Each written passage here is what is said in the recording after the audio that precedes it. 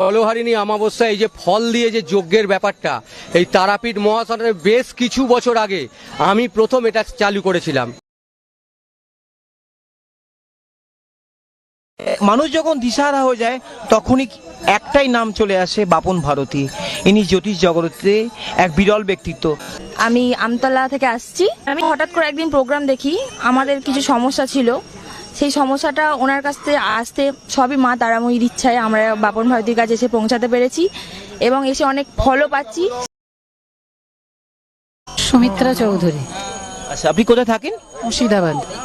মানে আমার ছেলেকে নিয়ে প্রবলেম আর কি, লেখাপড়ায় ছেলের ঠিক মতো পড়াশোনায় মন বসছে না, মানে যেরকম আশা করছি সেরকম ফল হচ্ছে না।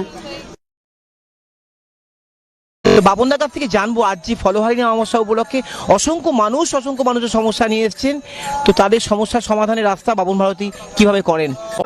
আমি গত ডিসেম্বর মাসে বাবার সঙ্গে আমার পরিচয় হয়। খুব ডিস্টার্বের মধ্যে ছিলাম, নানা রকম প্রবলেম ছিল, বহু ডিস্টার্বের মধ্যে ছিলাম। তা গত 30শে জানুয়ারি যখন আমরা ওখানে যজ্ঞ করতে এসেছিলাম, সেই 30শে জানুয়ারির পরে আমার 21 দিনের মধ্যে আমার কাজ সফল হয়ে গেছে।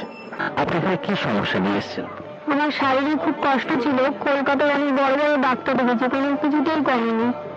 আজকের দিনে তন্ত্র শক্তিতে আমার শারীরিক